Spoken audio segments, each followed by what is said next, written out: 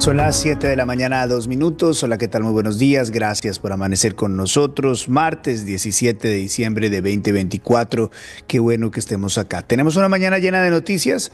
Tenemos dos entrevistas muy importantes. Una con Juan Manuel Barrientos, ganador de Estrella Michelin. Nos hace ver bien a los colombianos, la está sacando del estadio por su restaurante. Las estrellas Michelin son esos galardones que le dan a los mejores restauranteros del mundo y además Juan tiene una postura bien interesante sobre lo que está ocurriendo en Colombia. Y además vamos a hablar con Werner Sitzmann, el presidente de la AMI, la Asociación de Medios de Comunicación en Colombia, eh, porque en las últimas horas los periódicos del país hicieron una dura manifestación sobre libertad de prensa durante este gobierno. Vamos a hablar con ellos dos y por supuesto vamos a tener al profe Carlos Antonio Vélez, a la doctora Cristina Plazas, a Felipe Campos en los mercados, a Julio César Iglesias, nuestro infaltable todos los días. Vamos a hablar de todo esto y mucho más y el editorial en instantes. Pero antes, las noticias. Hola, soy Luis Carlos Vélez y este es mi podcast. Las tres noticias más importantes del día. La primera, se ha caído la reforma política tan anticipada y tan querida por la administración de Gustavo Petro. No pasó, ni siquiera se discutió. Ha sido uno de los cierres de año más duros para una legislación de un gobierno en curso, sobre todo después de los insultos que el propio presidente Gustavo Petro propinó a los legisladores por no haber pasado su reforma tributaria. Pues bueno, tampoco ha pasado la reforma política, aunque lo que pasó fue el transfugismo, que es eso que les permite a los legisladores cambiar de partido a su parecer. Esto fue lo que dijo Juan Fernando Cristo. Sí, la mesa directiva del Senado la puso en 8º lugar, pasaron 7 horas de sesión de la plenaria, no fue posible ni siquiera debatirla. Me parece que eso es una costumbre que hay que revisar de la mesa directiva del Senado, que no permita ni siquiera abordar el debate. La reforma política es indispensable para el país. Yo iba a participar en este debate para plantearle a todas las bancadas que le diéramos una oportunidad a la reforma, que pasara a segunda vuelta y que en el mes de enero convocaríamos con expertos una mesa técnica con todos los partidos para buscar consensos que permitieran avanzar en segunda vuelta. Vamos a insistir en esa mesa técnica, vamos a evaluar. Me parece que lo que sucedió hoy es lamentable porque prácticamente la mesa directiva mató por asfixia una reforma política que es absolutamente indispensable para el país. Nosotros, si no cambiamos este sistema político, yo soy un convencido. Pues la tiene bastante difícil el gobierno Gustavo Petro en sacar esta reforma política y también terminar de sacar la reforma de salud, que son dos de las reformas que este gobierno quiere sacar adelante. Vamos a ver cómo se recomponen las fichas, sobre todo ahora que el gobierno va a hacer un cambio de ministros, porque algunos van a buscar puestos de Senado, otros van a lanzarse a la presidencia de Colombia, y ahí va a haber algo de cintura política para que el presidente traiga a los partidos y vuelva a sacar adelante sus reformas. Pero algo pareciera estar quedando del escándalo de la ONG, que probablemente, o que todo indica, que el gobierno utilizaba dineros para la atención de desastre en lugar de desastres para la atención de sus legisladores y que estos pasaran proyectos de ley. Esa es la denuncia. Muy bien, segunda noticia del día. Como dicen en la calle, aparecieron las llaves. Sí, aparecieron las llaves. Hay un informe de inteligencia que está rondando en estos últimos días sobre las verdaderas razones por las cuales se busca que Simón Trinidad sea indultado y regrese a Colombia. Hay algunas razones de las FARC y de lo que queda de las FARC sobre Simón Trinidad, y es que lo que dicen los informes de inteligencia es que él era el experto en las finanzas, en la guerrilla, y que con su partida y su resguardo en las cárceles de Estados Unidos no hay información sobre efectivo, cuentas, lingotes de oro. La riqueza de las FARC está en el cerebro de Simón Trinidad, está en poder de Simón Trinidad. Y por eso ellos hacen todo lo posible para que Simón Trinidad regrese a Colombia, no como gestor de paz, no, como gestor de la riqueza, de la plata, del dinero que tienen las FARC. Grave, muy grave, y parece que esa solicitud que ha hecho el gobierno colombiano, de alguna manera patrocinando las intenciones de los señores de las FARC que quieren que su dinerito, ¿no? Producto de narcotráfico, extorsión, violaciones, etcétera, regrese a ellos, pues Estados Unidos les está diciendo que no. Aparecieron las llaves según este informe de inteligencia. 7-8. Tercera noticia. Vamos a la tercera noticia. Tercera noticia importante.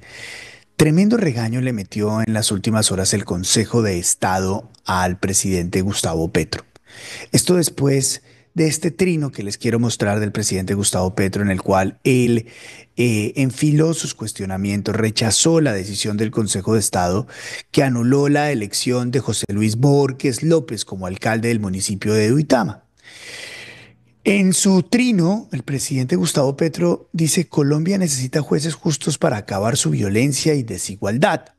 De alguna manera alegando, argumentando que la decisión hacía parte de la guerra legal que habría puesto en marcha el Consejo de Estado y parte del establecimiento en contra de él y en contra de los miembros del pacto histórico. Acuérdense que el presidente Gustavo Petro mantiene esa idea absurda de que existe un golpe blando en su contra, ¿no?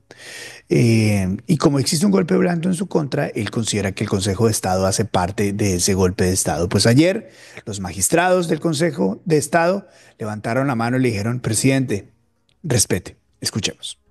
Consejo de Estado, en razón a los graves, sistemáticos e irrespetuosos mensajes emitidos por parte del señor presidente de la República en contra de sus diferentes decisiones, que ponen en entredicho la honorabilidad, integridad y eficacia con la que actúa esta corporación, manifiesta a la opinión pública y a los organismos internacionales su contundente rechazo. Las sentencias, los conceptos y todas sus decisiones y actuaciones que adopta como suprema autoridad de la jurisdicción de lo contencioso administrativo y como juez de los actos de gobierno y en general de la administración pública son el resultado de procesos ajustados a la Constitución y a la ley y están orientados por los principios de autonomía e independencia judicial.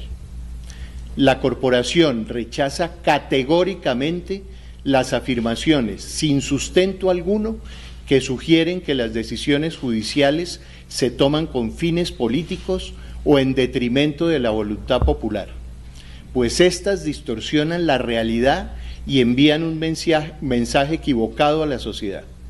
Cuestionar las sentencias y pronunciamientos de esta corporación como actos de golpe blando y perfidia, es decir, de deslealtad o traición a los principios democráticos, desconoce la función del Poder Judicial que actúa libre de todo tipo de presión.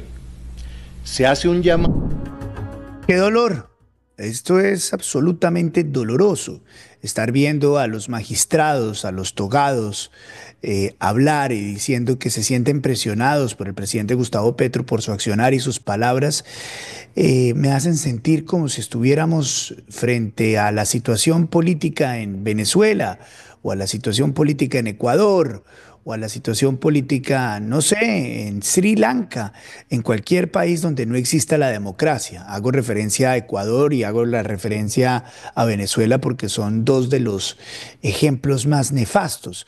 Pero ver este tipo de situaciones es como estar viendo a las cortes tratando de defenderse en la incipiencia de lo peor de Hugo Chávez, ¿no? Cuando atacaba las cortes y cerraba el Congreso, o a lo peor del momento de otro dictador que hoy por hoy está prófugo de la justicia, además con tremendos cargos por narcotráfico y por otros delitos. Estoy hablando de Rafael Correa, otro personaje de muy baja calaña que hay en el mundo. Y al ver a los magistrados defendiéndose de esta manera, me hace sentir exactamente igual. Ojalá que a diferencia de los dos ejemplos anteriores, en Colombia se mantenga la institución y no se pierda esta división de poderes. Muy bien, 7:12, vamos a la entrevista. Este podcast es una presentación especial de IES. Imagina lo extraordinario, tecnología e innovación que protege su hogar. www.ieswindows.com. Ingrese a www.ieswindows.com. Vamos a la primera entrevista del día con un personaje que personalmente admiro enormemente, porque es uno de esos colombianos que saca la cara cada vez que puede y cada vez que lo permite. Y lo viene haciendo de manera consecutiva, consecuente en su arte, que es el arte de la cocina. Es nuestro Juan Manuel Barrientos, que ha ganado nuevamente un reconocimiento de la estrella Michelin. Ha ganado la estrella Michelin 2024 por su restaurante, que nos hace quedar muy bien a los colombianos en la ciudad de Washington. Don Juan Manuel, gracias por darnos unos minutos esta mañana. Buenos días. Luis, ¿cómo estás? Buenos días a todos. Muy contento de estar aquí compartiendo contigo. Qué bueno tenerte en el programa. Felicitaciones. No, yo feliz. Estamos estrenando programa. Sí, estamos estrenando programa. Juan, dime, cuéntale a los colombianos qué es eso de ganar una estrella Michelin. Hay unos que entienden, ¿no? Por supuesto, que la estrella Michelin es como el Oscar, ¿no? Los Grammy de la cocina. Cuéntanos un poco qué es eso. Sí, realmente, exacto. Es como el máximo galardón que puede recibir un cocinero en el mundo. Lo difícil de esto es que pero también lo bonito es que nadie sabe quiénes son los inspectores. No es como en otras listas que tú sabes quiénes son los votantes, entonces los puedes invitar o ir haciendo como algo de lobby.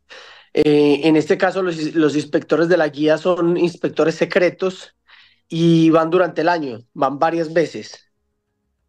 Y además Sí. nadie sabe cuáles son los parámetros sobre los cuales escogen. No es como que si tú tienes un cubierto de plata o un mantel, te vas a ganar una estrella o no te la vas a ganar.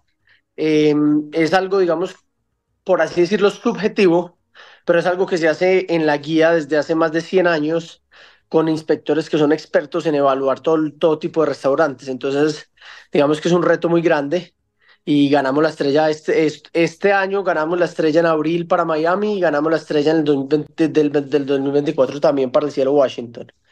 Juan, pero lo que nos cuentas es supremamente interesante porque es como si llega un inspector, ¿no? Un tipo que, o una señora que ustedes no saben quién es, en un día cualquiera, a una hora cualquiera, hace el pedido y resulta que es alguien que está realmente evaluando el restaurante.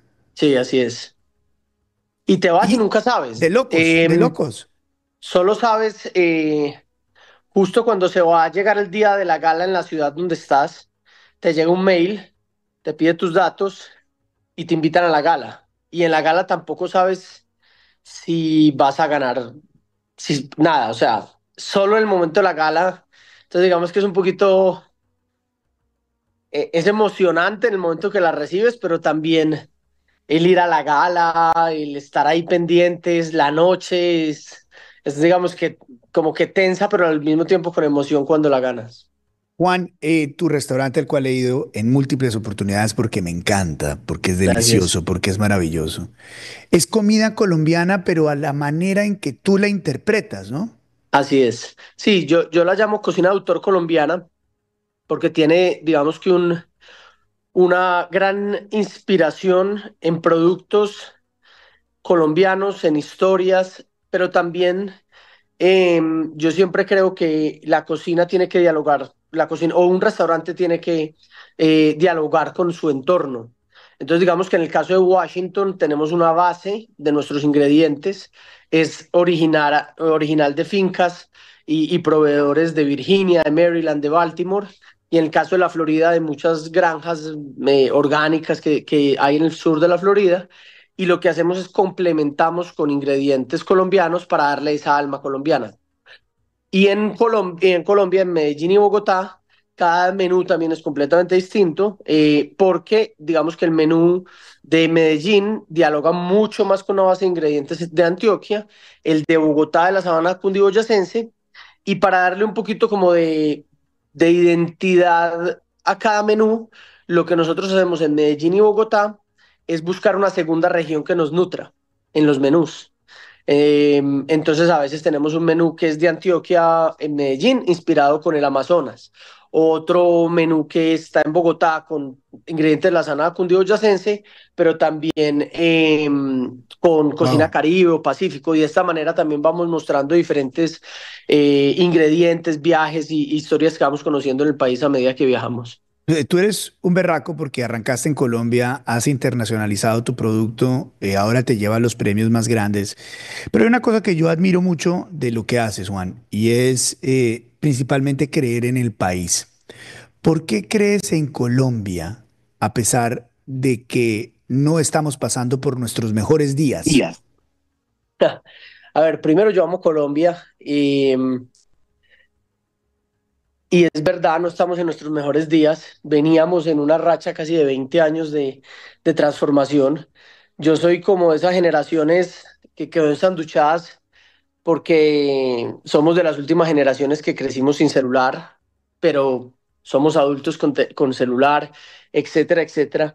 Y cuando uno ve muchos adultos jóvenes, pero que no les tocaron esos ochentas y noventas, o estaban naciendo después del 95, que apenas eran conscientes ya después del 2000 como de algunas cosas, pues se criaron de una manera un poquito más fácil. Y yo creo que Colombia es un país que inclusive como tú lo mostrabas ahora con los jueces, digamos que ha sido tan resiliente y se ha vuelto y ha hecho tanta coraza y tanto callo que hemos aprendido a aguantar en las buenas y en las malas y en las muy malas como vivíamos antes y como estamos volviendo ahora. Entonces, yo creo que para nosotros, digamos que los que ya estamos un poquito más adultos, es estamos volviendo como a ese otrora de los 80 y de los 90. Y es muy duro, pero al final del día el mensaje que yo tengo para mí mismo y para mucha gente es, oiga, ya sobrevivimos 60 años de eso, somos capaces de sobrevivir 4 años, ya solo nos faltan dos. Sí, eh, haces una diferenciación de edad y con eso empiezas la explicación que estoy completamente de acuerdo. ¿Por qué crees que los más jóvenes, estas son palabras mías, no tuyas, por qué los más jóvenes pudieron caer en la idea de que avanzar era diferente a lo que estábamos haciendo, con sus errores y con sus aciertos? Yo creo que todas las generaciones siempre van a criticar como las más nuevas. Eso, y hay un dicho muy chistoso y es que todos los hijos se creen de un estrato más alto que los papás. En cualquier estrato que estén, siempre uno va a ver que el hijo.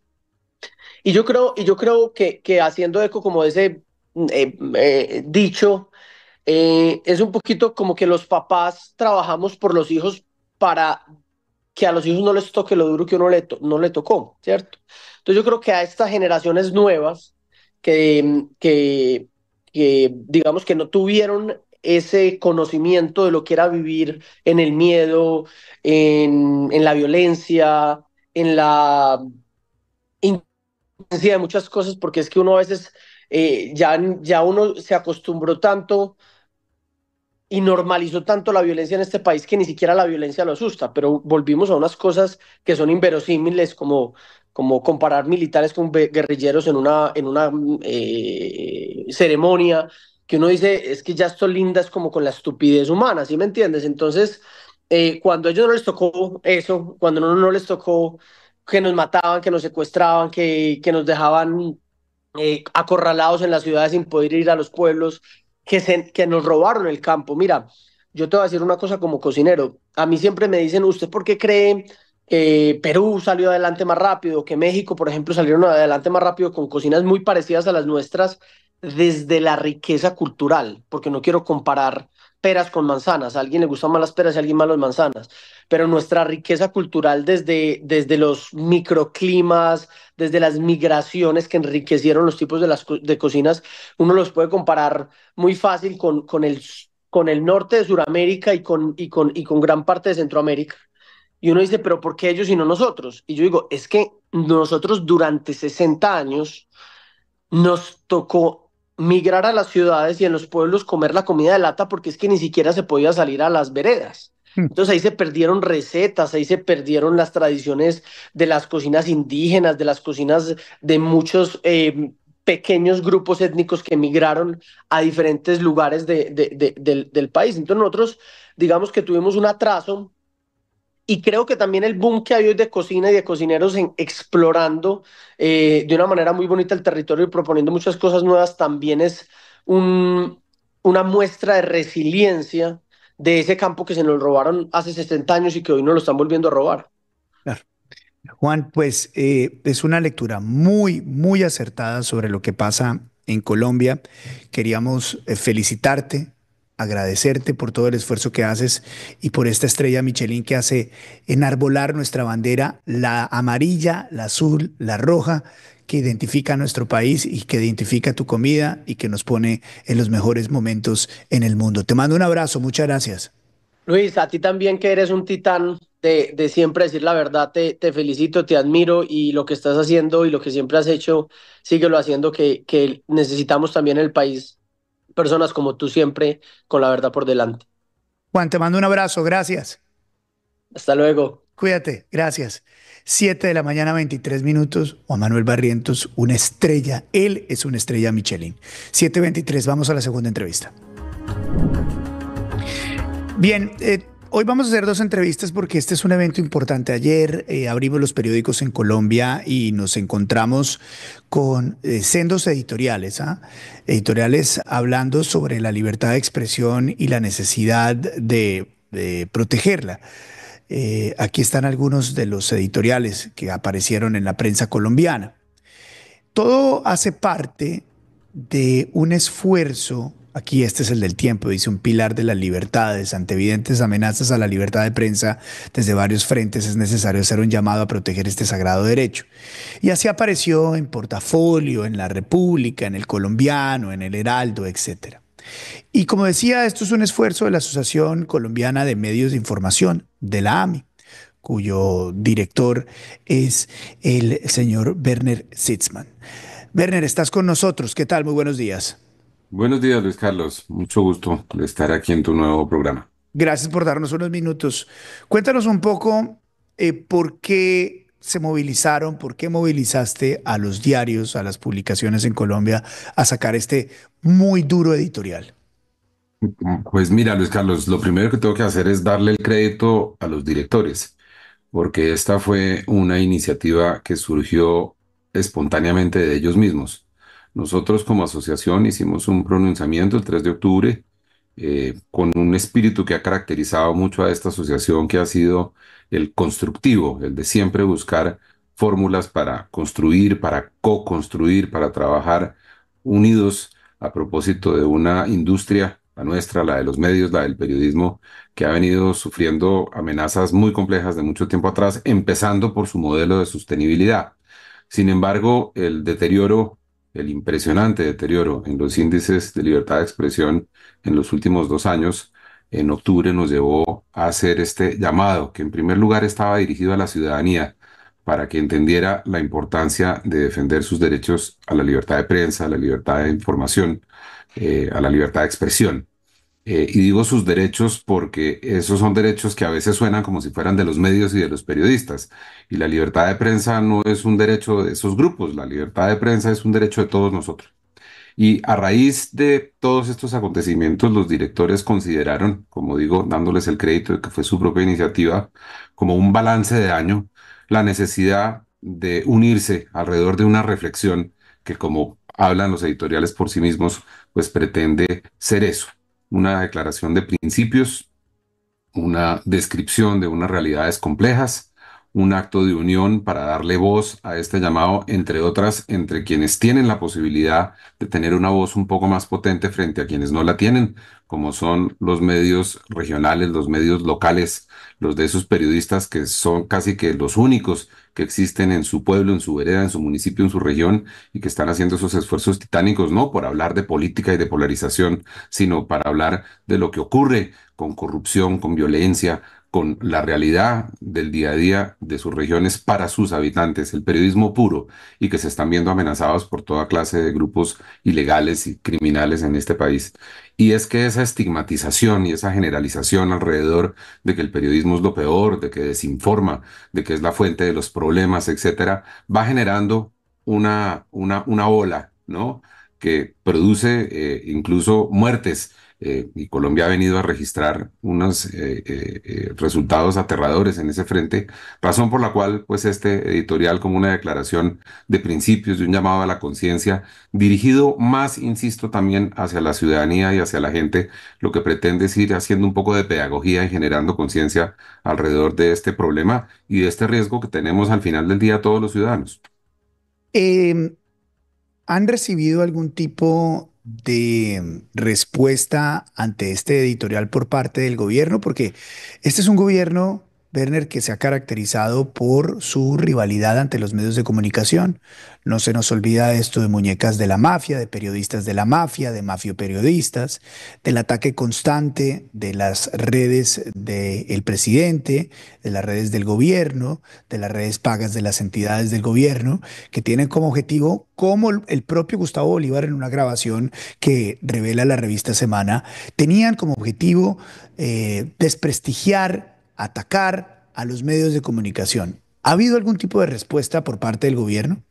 No, hasta ahora no, y ojalá no la haya, porque el propósito no era ese, es todo lo contrario, y ese es el espíritu que mencionaba antes de esta asociación y de este proyecto de colaboración de medios, como fue el espíritu del aviso del 3 de octubre, y es que no es para caer en la trampa de la provocación política y para volver un megáfono de las sindicaciones que vienen y van. Ese no es el tema, de lo que se trata es de llamar la atención entre la gente, entre la audiencia. Nosotros nos debemos a la audiencia, trabajamos para la audiencia, escribimos para la audiencia y lo que necesitamos es que la gente entienda que hay cosas que están bien y hay cosas que están mal.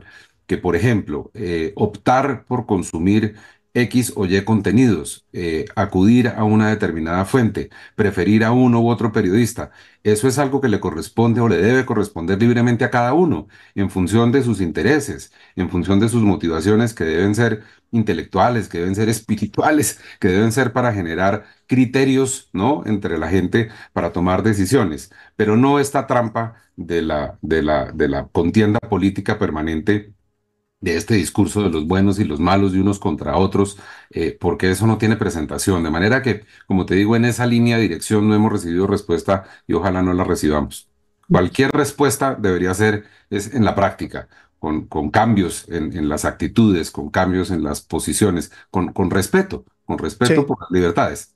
Entiendo que este es un anuncio y un editorial, valga la pena la redundancia, de carácter editorial, periodístico. Pero muchos de los periodistas o esas publicaciones tienen dueños. ¿Tú sientes o los periodistas que tú agremias sienten que están respaldados todavía por los dueños de esos medios de comunicación? Sin lugar a dudas, y en los últimos años de particular forma, y esto ha sido particularmente evidente desde la pandemia. Recuerda tú que en la pandemia los ingresos de los medios llegaron a caer hasta en un 90%, es decir, literalmente no había un centavo para sostener la operación. Y el compromiso de los dueños de los medios hoy, que distan mucho de ser cuartos poderes y de ser estas cosas que alguna vez fueron, es sobre todo con eso, con el periodismo, con la información. Yo lo puedo dar testimonio del tema a propósito de este mismo proyecto gremial. Nosotros evolucionamos hace 7 años y a mí me vincularon para liderar esa evolución de Andiarios, que era el gremio de los periódicos de otra época, un gremio decano del periodismo, pero de otro momento, a uno del 2017, que fue cuando dimos esta evolución, donde cambiamos un poco la pregunta esa de qué hace un gremio por mí, por la pregunta de qué hacemos juntos en un gremio, y todo con el propósito de ver cómo uníamos esfuerzos precisamente para garantizar que en Colombia pueda seguir habiendo periodismo profesional, serio, por muchos años más. Como lo Mm. decía al comienzo, en primer lugar por la amenaza de la sostenibilidad del negocio, pero además por todos los retos que tiene la comunicación, entre los cuales está hoy en día precisamente ese, el de la polarización política y los populismos, sean de derecha o de izquierda, donde hay inmensos retos y donde el periodismo juega un rol fundamental. De manera que compromiso total, por supuesto, con poca plata. Y eso, entre otras, toca el tema de seguridad. Había una época, yo llevo en estos 30 años, en la que los medios proveían de seguridad propia a sus periodistas para trasladarse a un sitio, a otro, por supuesto, no se diga en general, para ejercer su profesión. Hoy en día eso es más complejo. Hoy en día hay una mayor dependencia del Estado, de la unidad de protección. Por eso son tan importantes las políticas y las medidas que se tomen para garantizar la seguridad de los periodistas, como paradójicamente, por ejemplo, en este gobierno lo está trabajando el Ministerio del Interior. Recientemente estuvimos en una reunión en la que estaba incluso el cuerpo diplomático o algunos representantes del cuerpo diplomático, donde el ministerio presentó una bosquejo de lo que será la política para la protección de los periodistas y la garantía del ejercicio del periodismo, entre las cuales se encuentra, acogiéndose a los estándares internacionales de libertad de prensa, el que haya sanciones para los funcionarios públicos que atenten contra esos estándares de libertad de expresión. Eh, Anécdota al margen. Pero como te digo, sí, yo sí creo sin lugar a dudas que los periodistas que trabajan en los medios, en particular en los que están agremiados en esta asociación, si hay algo que sí sienten es el compromiso de sus medios con su oficio y con su misión. Bueno, no todos, no necesariamente. Quiero preguntarte si algún medio de comunicación eh, de los que pertenecen a tu organización se negó a publicar esa carta. No, no tuve ninguno que se hubiera negado específicamente. Por Sí. supuesto, tú sabes que estos cuerpos colegiados son difíciles de manejar y en particular en estos temas editoriales desde la asociación no hay ninguna imposición ni hay ninguna razón para exigir que hagan o dejen de hacer. Son invitaciones a vincularse.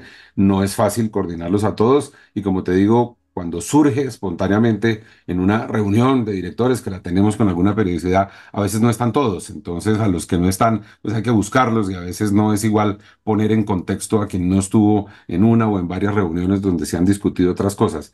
De los afiliados de la asociación, tal vez, tengo la sensación, no lo he confirmado, pero tal vez hubo alguno, uno. Que no lo hizo y no tengo clara la razón porque no me respondió que no. ¿Y este fue? Me lo reservo. ¿Por qué? No, como te digo, no tengo ninguna razón para creer que no haya querido colaborar. Eventualmente puede haber estado de viaje, pues no puede no haber tenido tiempo de haberlo leído, de manera que prefiero no señalarlo como alguien que no quiso colaborar, porque como te insisto, si hay algo de lo que nos orgullecemos en esta asociación, y basta con mirar la lista de afiliados, es el espíritu de verdad de colaboración general que hay en este sentido, que insisto, es un espíritu de colaboración gremial en una industria que ha sufrido toda clase de disrupciones y ahora también unas amenazas delicadas a la libertad de prensa que se une con el propósito de proteger estos valores y ese deber ser y esa misión del periodismo. Esperemos que haya sido un error y no algo deliberado frente a este tema tan importante. Así Pues es. Werner, quería saludarte, felicitarte por este paso que dan con esta publicación que se da en los principales diarios del país, en las principales publicaciones, por esta preocupación legítima de tu organización, la cual comparto y de la cual he sido víctima. Y me parece muy bien que se defienda la libertad de prensa y la libertad de expresión, independientemente de cuáles sean las visiones de país que se tengan, porque precisamente pues de eso se trata la libertad de expresión, expresar lo que uno quiera, como quiera, cuando quiera y sin tener a un gobierno que no le gusta lo que uno dice encima. Werner, Así gracias es. por darnos unos minutos. Te mando un abrazo. Gracias, Luis Carlos. Gracias, buen día. 7:36. Este podcast es presentado por Caribana, el único resort con campo de golf y sede de playa en la zona norte de Cartagena que es una realidad. En Caribana está la mejor opción para comprar vivienda, lotes para construir la casa de tus sueños y apartamentos para rentas cortas. Visita www.carivanacartagena.com o llama al 316-694-0621. 316-694-0621.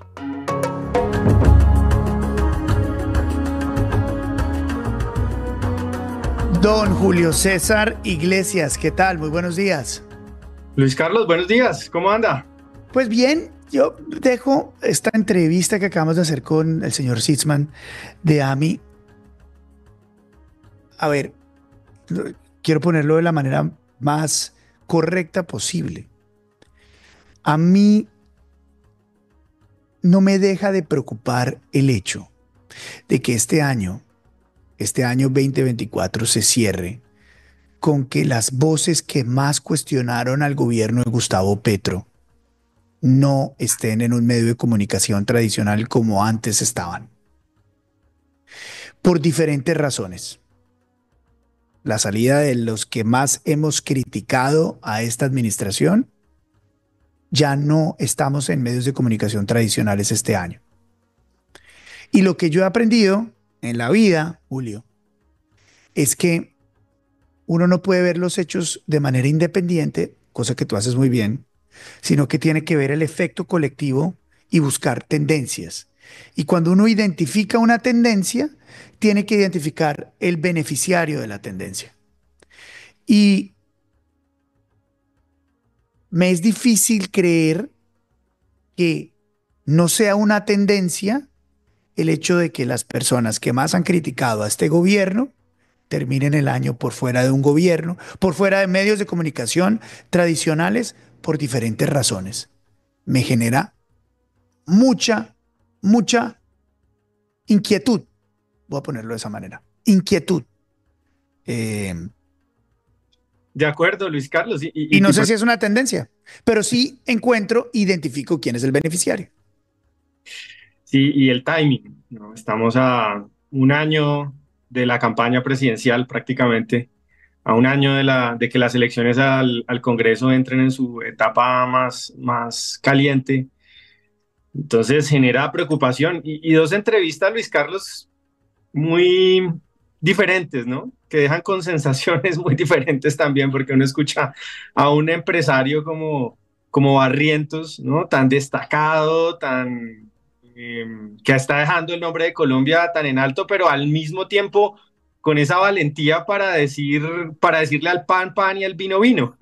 Sí. Que en Colombia nos hace tanta falta eso. Yo no sé por qué pasa ese fenómeno, Luis Carlos, que en Colombia, por un lado, tenemos un problema de violencia y llevamos años y décadas en un conflicto pues muy duro, pero por otro lado tenemos como una forma ceremoniosa de referirnos a los problemas y no decirle a las cosas por su nombre, porque de pronto somos incorrectos políticamente y esa forma como un poco, pues no voy a decir hipócrita, pero sí digamos demasiado correcta políticamente para hablar de los problemas del país. Entonces Sí. veo ese contraste profundo, ¿no? Es cierto. Entre la valentía y un poco la corrección política. Exactamente. Es como te voy a apuñalar, pero me lo tienes que decir bonito. Sí, Es una cosa sí. terrible. Ay, Dios mío. Julio, ¿qué es lo que no sabíamos hoy? Ay, Luis Carlos, le apareció primero una nota al pie, antes del contenido fuerte, le apareció el fantasma de Halloween, tardío al gobierno de Petro, ¿no? El fantasma del Secop. Vio la Ah, noticia ayer que sí. nuestro amigo Daniel Briceño está haciendo un curso sobre cómo encontrar irregularidades en Secop y casualmente el gobierno ahora anuncia que ya el Secop no sirve. Bueno, es curioso el timing también en ese caso. Sí, señor. Y en instantes, el editorial es de eso y tenemos la respuesta de Briceño. Así que, Pucha, me estaba adelantando. no, perfecto, pero me parece muy bien. Es tal cual. Tremendo problema. Venga, y le iba a contar otra cosa, Luis Carlos. Señor. Corficolombiana publicó ayer, ellos tienen un departamento que muy frecuentemente saca información económica y sacan un informe muy duro porque también en el sector financiero, pues digamos, no se meten mucho en temas polémicos, pero este sí viene con un título muy curioso que dice Se llama Crónica de una desfinanciación anunciada. Ya supimos que este año Bonilla hizo cuentas alegres con el presupuesto nacional y que nos tocó hacer un recorte presupuestal de más de 50 billones. Pero entonces ahora Corfi Colombiana le pone números al año entrante.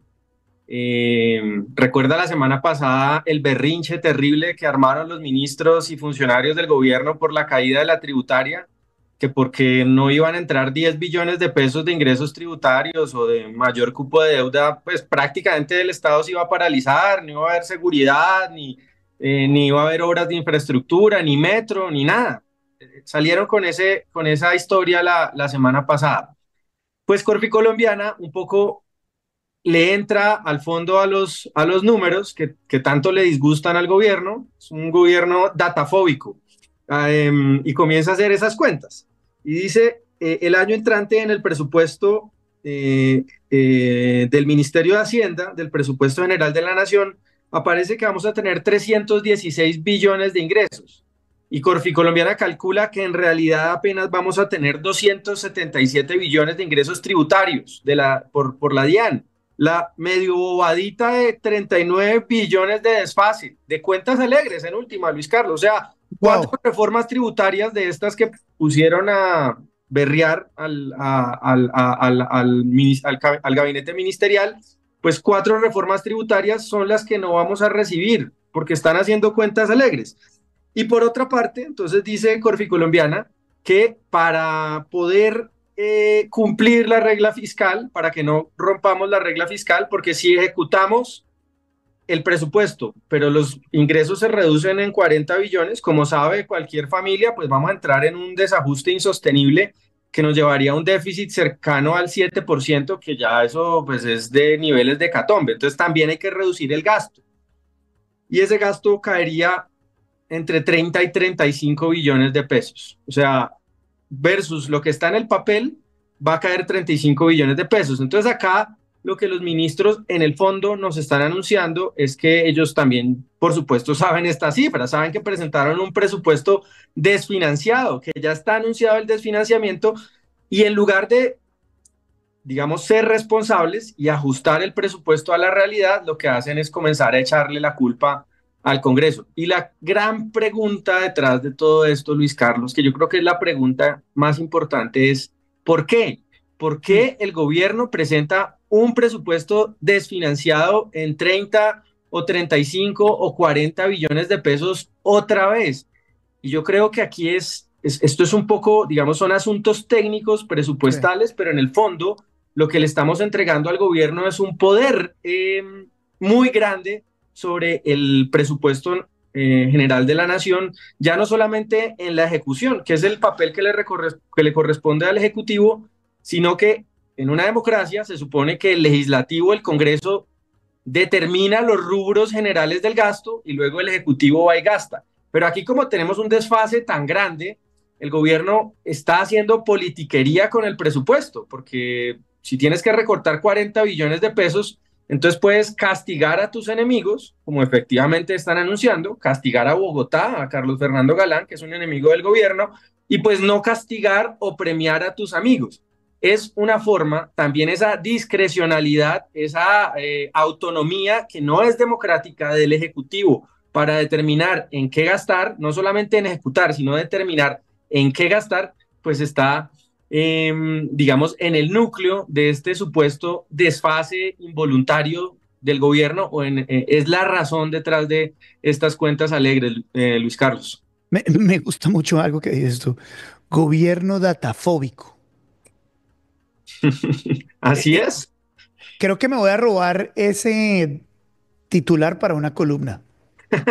Sí, hay una columna muy interesante de Thierry Weiss, que es un columnista que me gusta mucho. Lo leo, es excelente. Y él habla sobre no creo que se llame datafóbico exactamente, pero él habla de las dificultades que tiene el gobierno para manejar las proporciones y los números. Confunden billones con miles de millones, hablan de miles de billones. ¿Se acuerda de la exministra Irene Vélez que decía 50.000 billones? Es decir, no tienen la dimensión numérica en su cabeza, no no la manejan de manera adecuada. Entonces, yo creo que es preciso llamarlo datafóbico a este gobierno, Luis Carlos. Me encanta esto y me encanta que siempre esté con nosotros, don Julio. Mañana nos vemos. Un abrazo enorme.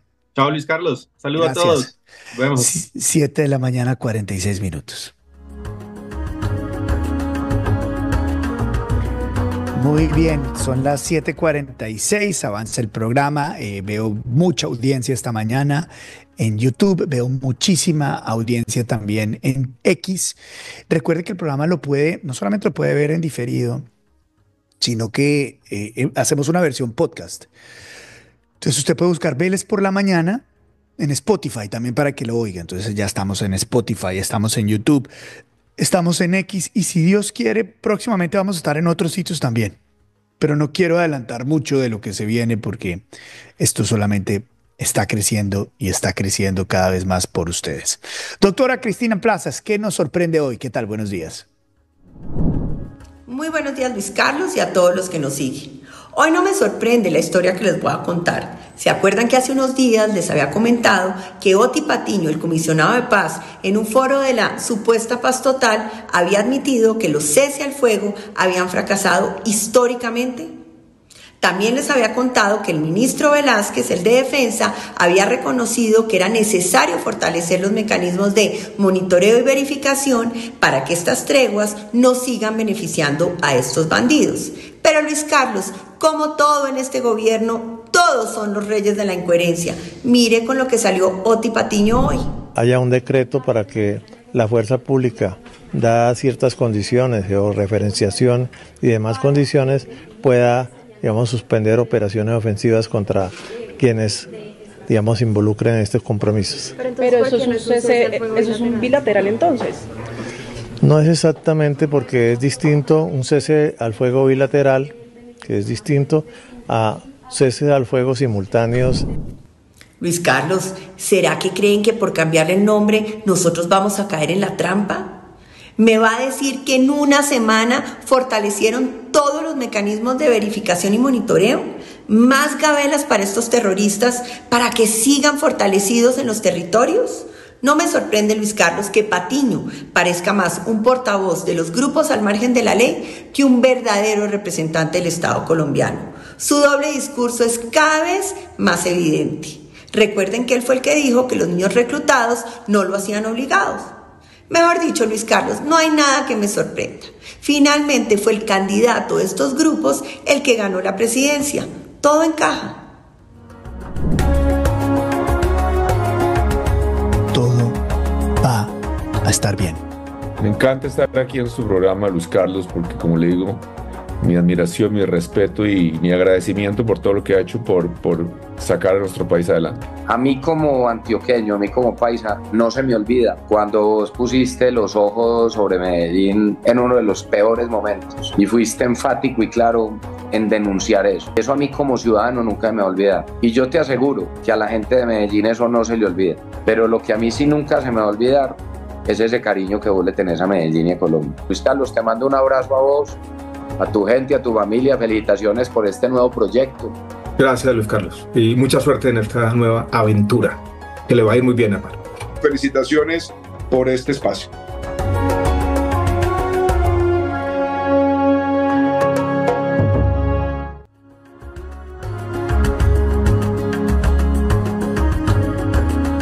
Siete de la mañana, 49 minutos, 7:49. A mí me emociona mucho cuando veo esa promoción que tenemos de nuestro programa, cuando veo los mensajes de todos ustedes, porque esta es una batalla interesante la que estamos dando acá para seguir informando con libertad, con coherencia, con los mismos principios que nos han alimentado desde siempre y que no vamos a abandonar y que no pasen desapercibidos por la generosidad de todos ustedes. Me hincha el corazón de alegría. Bien, 7:50, la videocolumna hoy con el doctor Alberto Bernal. Los problemas fiscales de Colombia no son un problema de la oposición, es un problema originario del gobierno de Gustavo Petro. Y la génesis de los problemas fiscales viene desde el inicio del gobierno del presidente Gustavo Petro. Comencemos por la reforma tributaria que fue aprobada. La reforma tributaria que fue aprobada al principio del gobierno del presidente Petro, lo que hizo fue poner unas tasas realmente prohibitivas para todo lo que tenía que ver con inversión en hidrocarburos, inversión en minería y inversión en otros sectores extremadamente importantes para la economía de Colombia. Eso ha afectado la capacidad de crecimiento, ha afectado las expectativas de los inversionistas y por lo tanto ha habido, en vez de esperar un mayor recaudo, un crecimiento más fuerte del recaudo, lo que hemos visto es más bien un estancamiento del crecimiento del recaudo por la falta de intención de las compañías en Colombia e internacionales en Colombia, sobre todo, de invertir más. Entonces esta es la génesis. La génesis es un error inicial. Que no hubiese pasado esta reforma o esta ley de financiamiento, lo que implica es que el gobierno del presidente Petro tiene que disminuir el gasto público, porque esa es su obligación, para eso fue que lo elegimos, para que hiciera las cosas que tenía que hacer. Y flaco favor le hace a Colombia nuevamente el presidente Petro, creo que es como la 10ª vez que amenaza con un default. Presidente Petro, cuando usted habla de default, eso llega a los mercados internacionales y la gente nos ve como una república bananera. Uno no amenaza con dejar de pagar las deudas, señor presidente Petro. Uno tiene que pagar las deudas porque los países serios pagan las deudas. Los países no serios son los que no pagan las deudas. Entonces, flaco favor le hace usted a la población, flaco favor le hace usted a los votantes que confiaron en usted en salir con esa barbaridad de seguir amenazando con una cesación de pagos. Eso no es el camino. 752, muy grave lo que advierte Alberto Bernal, el doctor Alberto Bernal. Esto de la cesación de pagos y el default no es algo con lo que se pueda jugar. El presidente Gustavo Petro está jugando con fuego cuando se refiere repetidamente al default. Ahí le está haciendo un daño grande a la economía colombiana. 7:53, los mercados, la economía esta mañana. Don Felipe Campos, ¿qué tal? Buenos días. Hola Luis Carlos, un saludo a todos. Hoy voy a llamar el capítulo Todo lo que brilla sí es oro. Y quiero hablarles del oro como una opción de inversión desde Colombia, que recientemente le ha ido muy bien en los últimos años porque hay riesgos geopolíticos, porque la gente ahora tiene dudas sobre las monedas más fuertes del mundo y los bancos centrales, porque cubre los riesgos inflacionarios, así que el oro le ha ido muy bien, se ha valorizado a la misma velocidad que las acciones en Estados Unidos, que van disparadas, y este año nada más ha retornado 30%. Así que hay dos formas directas para poder invertir en oro o en algo parecido a oro desde Colombia. Uno es invertir en una acción colombiana que se llama Mineros, que produce oro, y que este año se ha valorizado 150%. Por supuesto, cuando algo se valoriza muchísimo, el riesgo implícito es también altísimo. Si uno quiere invertir algo así en un activo tan volátil, debe ser un porcentaje acorde con el riesgo que uno pueda enfrentar. Y la otra es un ETF, que es un producto que se hace en Estados Unidos, pero que se puede invertir desde acá, desde Colombia a Estados Unidos, y se llama el SLGD, que lo que hace es invertir en oro físico, en contratos de oro de futuros, y se ha valorizado 30% este año, igual que el oro, por supuesto, más el dólar. Se ha valorizado en total cerca del 44%. Otra ventaja de invertir en oro es que uno invierte en dólares generalmente y en oro, porque pues el dólar se necesita para comprar el oro. Esto no es una recomendación de inversión, por supuesto, yo no sé para dónde va a ir el oro, pero es para que ustedes entiendan que hay diferentes opciones para poder estar en un portafolio diversificado y los choques que puedan darse en el futuro. En otro video les hablo del oro del Banco de la República, que es un tema muy interesante y bastante malentendido en general cuando uno se mete en redes. Que tengan buen día.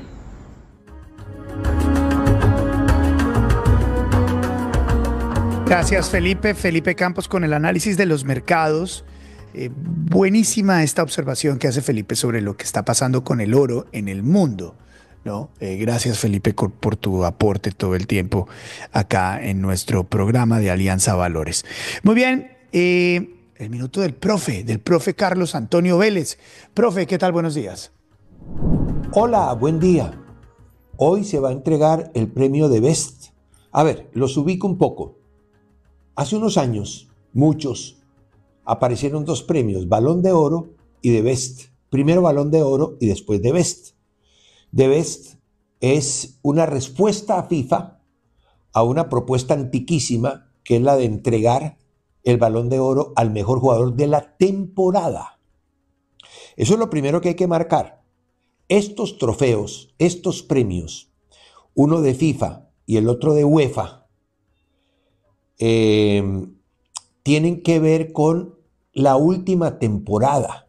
Los que hayan ganado, los que hayan jugado bien, los que hayan destacado en la última temporada. No es un premio a la vida y a la obra. Es que desde hace rato abrieron estos premios para los aficionados. Y el aficionado, usted, vota con el corazón, vota por el ídolo, vota por el que quiere. No siempre es el que mejor está jugando. O por la carrera. ¿Cómo no vamos a elegir a Messi? No, pero Messi hoy por hoy, nada que ver, nada que ver. Y no se está premiando la carrera de Messi. No se está premiando al mejor jugador de toda la historia o de todas las épocas. No, al que haya hecho lo correcto y haya ganado mucho en la última temporada. Ahí es en donde la gran mayoría están equivocados. Pero en definitiva, eso de abrirle al público, sí, es democrático, es muy bonito y a ustedes les encanta, pero eso aleja muchas veces de la realidad porque vota el corazoncito, no la cabecita, ¿ok? Ahora, por ejemplo, aparece Messi.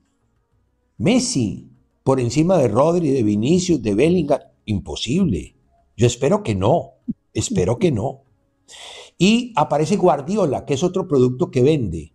No, primero está De La Fuente, técnico de España, está Scaloni, está Ancelotti, que lo ganó todo. Vamos a ver si hoy volvemos a esta reciente historia de elegir al que más admiramos y no al que mejor le fue. Espero que la meritocracia vuelva a reinar. El profe Carlos Antonio Vélez con el análisis del fútbol acá en nuestro programa Vélez por la Mañana. 7:57, vamos a la editorial. Muy bien, el editorial del día se lo vamos a dedicar al CECOP. Sí, al CECOP. El CECOP es este programa, esta plataforma que, hay que decirlo así, el concejal Daniel Briceño, primero nos enseñó que existía y segundo le ha dado un excelente uso porque nos ha mostrado cómo se adjudican contratos a quién y cómo. ¿Ya? Si no hubiera esa transparencia, ¿no? Esa transparencia del CECOP, de la plataforma del CECOP, estaríamos a oscuras en muchos casos. Y sí, evidentemente hay mucho interesado en que el CECOP deje de existir, ¿no? Porque con eso los evidencias, ¿no? Es el propio gobierno mostrando a quién y cómo le da contratos. Por eso resulta tan extraño que el gobierno Petro haya anunciado que planea hacer cambios en el CECOP, el sistema de contratación pública. El director de Colombia Eficiente dijo que se están buscando recursos en el 2025 para actualizar la plataforma del CECOP porque según él es un hazme reír. Cristóbal Padilla, director de Colombia Compra Eficiente, dijo que es un hazme reír y que se necesita una reforma que agilice los procesos y mejore la transparencia de la contratación del Estado. Yo estoy de acuerdo con que todo lo que sea mejorar hay que hacerlo. Pero que esto no sea una herramienta para quitarnos el CECOP, ¿no? Que es extraordinario, que nos permite ver dónde esconden la basura y a quién le entregan las corbatas y los contraticos.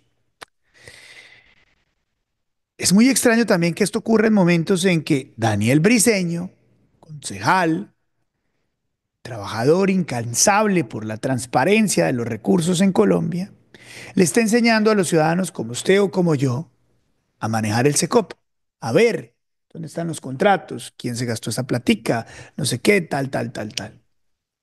Y hay muchos políticos, alcaldes, lobistas, que tienen nóminas en las alcaldías, que están muy preocupados porque el CECOP les muestre los contraticos, incluso medios de comunicación.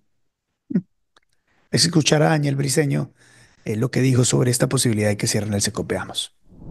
El gobierno Petro, a través de la dirección de Colombia Compra Eficiente, anuncia que van a acabar con el CECOP. Esto es una muy mala noticia para el país, porque en primer lugar el CECOP 2, que es el que está funcionando hoy, es el resultado de un proceso de construcción tecnológica, pero sobre todo de un proceso de construcción en pro de la transparencia y la anticorrupción en el país. Y bien, si el SECOP hoy tiene problemas, pues hay que solucionar los problemas que tiene esta plataforma. Pero acabarlo es abrirle la puerta a que la información que está allí consignada, que la forma en como muchos hacemos control a través de esas plataformas, se termine. Además, si le sumamos que Colombia Compra Eficiente en este gobierno se ha destecnificado por completo. Colombia Compra Eficiente se convirtió, por ejemplo, en el sitio donde se contrataban los amigos del señor Wally, el influencer contratado en RTBC, para hablar bien del gobierno y también para atacar la oposición. Eso es lo que hace el señor Wally. Pero también allí estuvo la señora Lalis, otra influenciadora, y paso a paso el gobierno ha venido sacando los funcionarios que por años han venido construyendo soluciones de carácter técnico. Si el gobierno quiere acabar con el SECOP es por una razón: no les gusta el control, no les gusta la transparencia, como también ocultaron las declaraciones de renta de todos los funcionarios y que después de un accionar ante la justicia logramos se volvieran a publicar. Y a poco también ha venido el gobierno ocultando informes de ejecución, pagos, facturas, información realmente importante que debería estar alojada en la plataforma para que todos podamos acceder a ella y hacer un control y una veeduría. Acabar con el SECOP es una muy mala noticia, es un muy mal anuncio que lo que hace es retroceder a Colombia en años de avances en temas de transparencia en materia de contratación. Muy bien, don Daniel Briceño, gracias por el mensaje esta mañana. Quedamos advertidos. Ojalá los congresistas levantaran la mano y, no sé, hicieran una ley de que el SECOP no se puede eliminar, no protegieran el SECOP, hubiera un movimiento nacional de protección del SECOP, en lugar de hacerle un atentado a la transparencia de los dineros públicos. Ojo con esto del SECOP.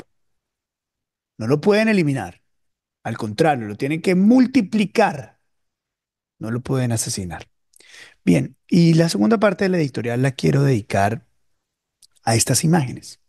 El presidente Gustavo Petro visitó México en las últimas horas y se reunió con Claudia Sheinbaum, la presidenta de México. Ahí lo ven ustedes al presidente colombiano con la presidenta mexicana. Un encuentro que, más allá de estas pomposas imágenes que ha facilitado el gobierno mexicano, ha trascendido prácticamente como algo inexistente.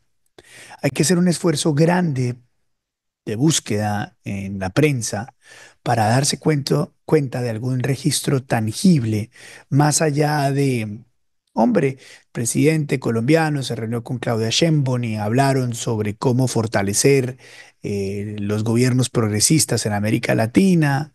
Nada más, no hay nada más. De una relación de dos países supremamente importantes en la región y que además tienen un problema o dos problemas comunes. Uno, la migración enorme que existe en los dos países y que termina y desemboca en Estados Unidos. Y dos, la generación de drogas. En Colombia la presencia de carteles mexicanos, en México la presencia de carteles colombianos que también terminan entregando cocaína, metanfetamina, fentanilo a los hogares en Estados Unidos. Pero de la reunión de estos dos mandatarios solamente quedaron esas imágenes y un par de artículos desentonados y flaquitos de carne en la prensa mexicana. ¿Qué está pasando? Y sobre todo, ¿qué está pasando después de este preludio caliente que había entre Claudia Sheinbaum y Gustavo Petro? Porque no se le olvide que el presidente Gustavo Petro no lo dijo una vez, sino en múltiples oportunidades, que Claudia Sheinbaum había militado en el M-19. Veamos. Claudia fue colaboradora y militante del M-19 en México. Entonces, En su juventud primera, porque fue hace tiempos. Muchos colombianos vinieron a parar a México porque siempre dio abrigo, cobija a los perseguidos. Dirigentes del M-19 se establecieron aquí, perseguidos. Muchos amigos míos. Y dejaron y entre la fuerza que desató en ese momento el movimiento, entonces muchos mexicanos vinieron a ayudarnos. Y entre esos Claudia. Claudia fue... Muy bien. Eso es lo que dice el presidente Gustavo Petro. Muy raro que no se haya dicho nada. Muy raro que no se haya dicho nada tampoco del M-19, teniendo en cuenta que el presidente Gustavo Petro, en su visita a Uruguay al expresidente Mujica, le intentó entregar una bandera del M-19. Ustedes conocen el episodio. Termina molesto con Laura Sarabia, que le dice que no. El propio Mujica le dice que no. Y acá a Claudia Sheinbaum, que le dijo en varias oportunidades que era del M-19, ahora eso ni se tocó. ¿Será que el presidente buscó entregarle una bandera o alguna manifestación del M-19? ¿Será que la Cancillería mexicana advirtió que eso era mejor no hacerlo y que no se tocara el tema? Una reunión muy aguada, dirían algunos. Mucho preámbulo y nada. Mucho toque-toque y de aquello nada. Raro, ¿no? Raro. Muy raro. 8 de la mañana, 7 minutos. A ustedes muchas gracias por acompañarnos. Yo soy Luis Carlos Vélez. Si Dios quiere, nos vemos y nos escuchamos mañana. Cuéntenle a su familia, a sus amigos que usted ve Vélez por la mañana todos los días a las 7 de la mañana. Dios los bendiga. Todo va a estar bien. Gracias. Chao.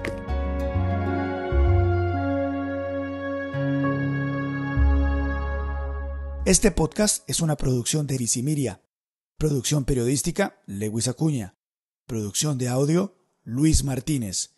Música original, Miki de Narváez. Este podcast es presentado por Caribana, el único resort con campo de golf y sede de playa en la zona norte de Cartagena que es una realidad. En Caribana está la mejor opción para comprar vivienda, lotes para construir la casa de tus sueños y apartamentos para rentas cortas. Visita www.caribanacartagena.com o llama al 316-694-0621. 316-694-0621. Este podcast es una presentación especial de IES.